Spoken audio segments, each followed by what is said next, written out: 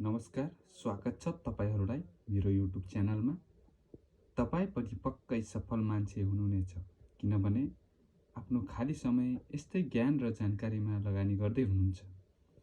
अब ढिला नगरी धनी बुबा र गरिब बुबा पुस्तकको महत्त्वपूर्ण भनाइहरू राख्न जाँदैछु।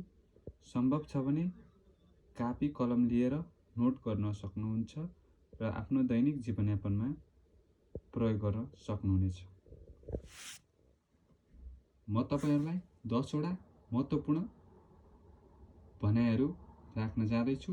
यस पुस्तकबाट पढिसकेपछि मलाई महत्त्वपूर्ण लागेका 10 भनाइहरू। 1 नम्बरमा छ, धनी मानिसहरू पैसालाई काममा लगाउँछन् भने गरिबहरू पैसाको लागि काम गर्छन्। दोस्रो नम्बरमा छ, पैसा गुमाउने डरले तपाईलाई धेरै सिक्नबाट रोक्दछ भनिएको छ। तेस्रो नम्बरमा छ,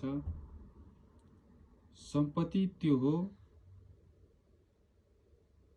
जुन तिमीले कति कमायो हैन कि तिमीले कति सेभ गर्यो, बचाउत गर्यो त्यसमा भर पर्छ। चौथो नम्बरमा छ, फाइनान्शियल एजुकेसन बिना तिमीसँग पैसा टिक्न सक्दैन भनिएको छ। यो पनि अत्यन्त महत्त्वपूर्ण लागेको छ। 5 नम्बरमा छ, सबैभन्दा ठूलो जोखिम भनेको तिमीले कुनै पनि जोखिम नलिनु हो। यो फाइनान्शियल एजुकेसनसँग पनि सम्बन्धित रहेको छ। 7औं नम्बरमा भनेको छ, तिमी एसेट किन न कि लायबिलिटीज।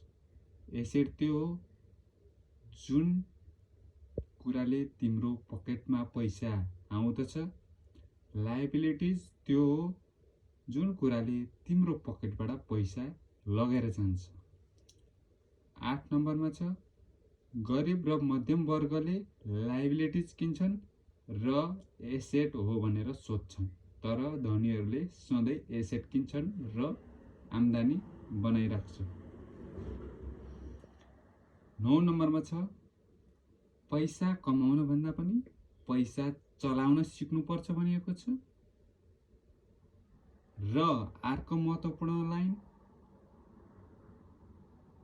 सधैँको लागि पैसाको लागि काम नगर। आफूले सुरुमा पैसाको लागि काम गरे पनि पछि त्यही पैसालाई काममा लगाएर तिमी स्वतन्त्र भएर जिन्दगी बाँच भनेको छ। र तिमीले छिटो धनी हुने त्यस्ता कुराहरूबाट त्याग्नु पर्दछ। ज्ञान, धैर्य गर्यो भने तिमी पक्कै पनि सफल हुन्छ भनिएको छ। हस् त, हजुरहरूको अमूल्य समय दिएर सुनिदिनु भएकोमा धेरै धेरै धन्यवाद। मलाई आशा छ हजुरहरू महान व्यक्ति बन्ने यात्रामा हुनुहुन्छ। यस्तै ज्ञानवर्धक भिडियो लिएर आउनेछु। कृपया लाइक र सब्स्क्राइब गरिदिनु भयो भने अझै मेहनत गरेर हजुरहरू सामुन्ने यस्तै भिडियोहरू लिएर आउनेछु। अब कुन पुस्तक अडियो समरी चाहनुहुन्छ कृपया कमेन्ट गरिदिनु होला। धन्यवाद।